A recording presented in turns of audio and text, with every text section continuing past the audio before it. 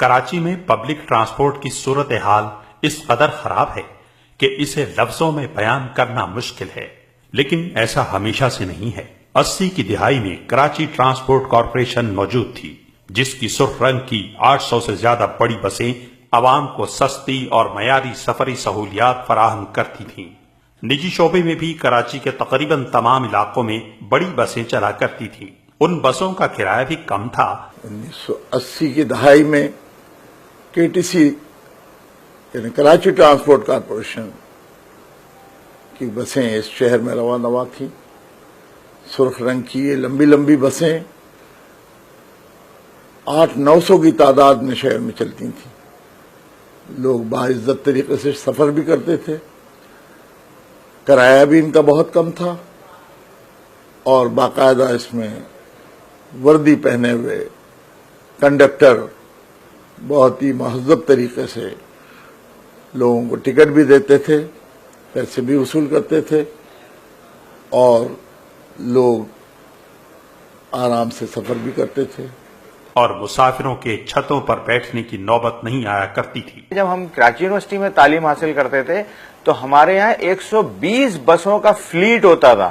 120 بسیں جو پورے کراچی سے طلباء و طالبات کو کراچی یونیورسٹی صبح 7 بجے پہلی بس کراچی یونیورسٹی میں آ جاتی تھی، اور اسی طرح آخری بس کراچی یونیورسٹی سے شام 5-5:30 بجے نکلا کرتی تھی، اور یہ 10 سے 12 ہزار طلباء ہوتا۔ یقین کریں ہمارے زمانے میں نہ موٹر سائیکلیں لوگوں کے پاس، چند لوگوں کے پاس۔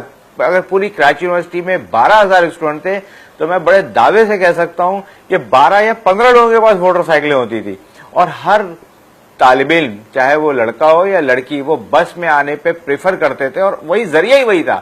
شہر میں سرکولر ریلوے کا نظام بھی موجود تھا، جو لاکھوں شہریوں کو سستے اور معیاری سفر کی سہولت فراہم کرتا تھا۔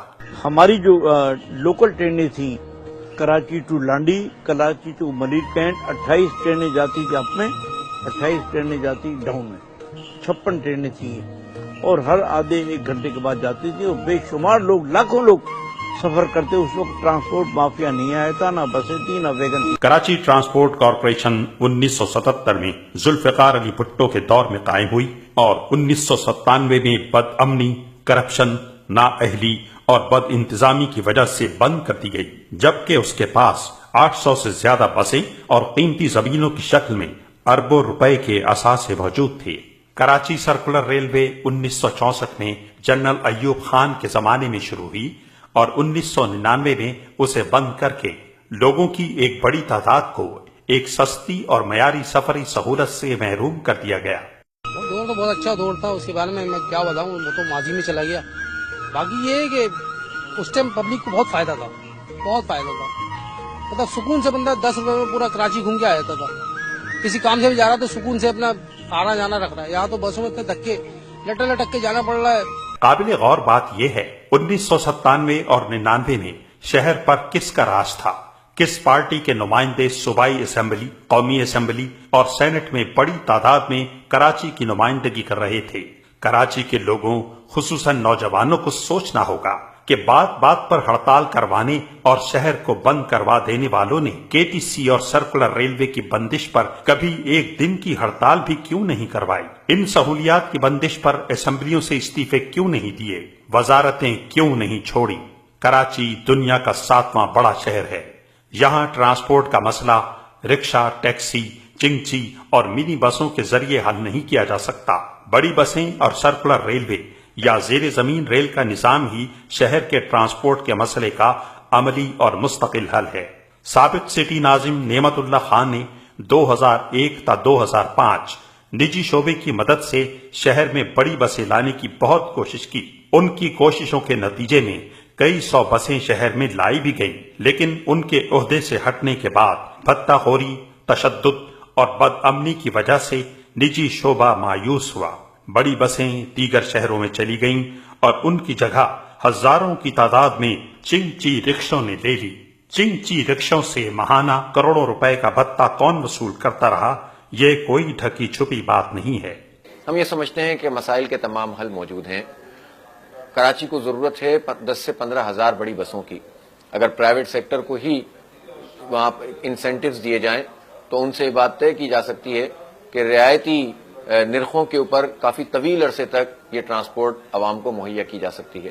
اسی طرح یہ جو ماس ٹرانزٹ پروگرام ہے 1990 سے پینڈنگ چلا رہا ہے، ہم یہ سمجھتے ہیں کہ اس کو بروئے کار لانے کا اب فوری طور پر، یہ تو 10 سال پہلے بن جانا چاہیے تھا، لیکن اگر اب بھی نہیں بنے گا تو بد سے بدتر صورتحال ہوتی چلی جائے گی۔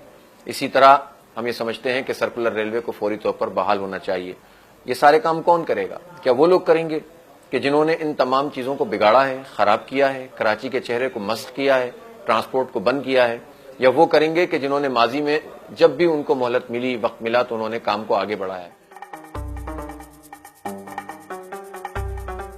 اب یہ موقع ہے بلدیاتی انتخاب کا۔ ہمیں ایسی حکومت چاہیے، شہری حکومت، ایسا میئر چاہیے کہ جو اپنا مقدمہ لڑ سکے، شہریوں کو 2.5 کروڑ شہریوں کا تحفظ کر سکے، ان کے حقوق ان کو دلوا سکے، ماس ٹرانزٹ پروگرام پر عمل کر سکے، ٹرانسپورٹ کو بحال کر سکے، سرکولر ریلوے بحال کر سکے، اور کم از کم 10,000 بسیں شہر میں لا کر اس مسئلے کو حل کر سکے۔ آئیے ہمارا ساتھ دیجیے۔ جماعت اسلامی میدان میں ہے، اس نے اپنی ایڈجسٹمنٹ کے ساتھ، پاکستان تحریک انصاف کے ساتھ ایک بڑے پیمانے پر لوگوں کو متوجہ کیا ہے، ایک پلیٹ فارم مہیا کیا ہے۔ مستقبل آپ کے ہاتھ میں ہے۔ نوجوانوں سے کہتا ہوں میدان میں نکلیں، اپنا کردار ادا کریں، بڑی تعداد میں ووٹ ڈالنے نکلیں، اپنے ووٹ کی طاقت سے حالات کو تبدیل کریں۔ انشاءاللہ شہر ایک مرتبہ پھر امن سے اور تعمیر سے ہمکنار ہوگا۔ آئیے ہمارا ساتھ دیجیے۔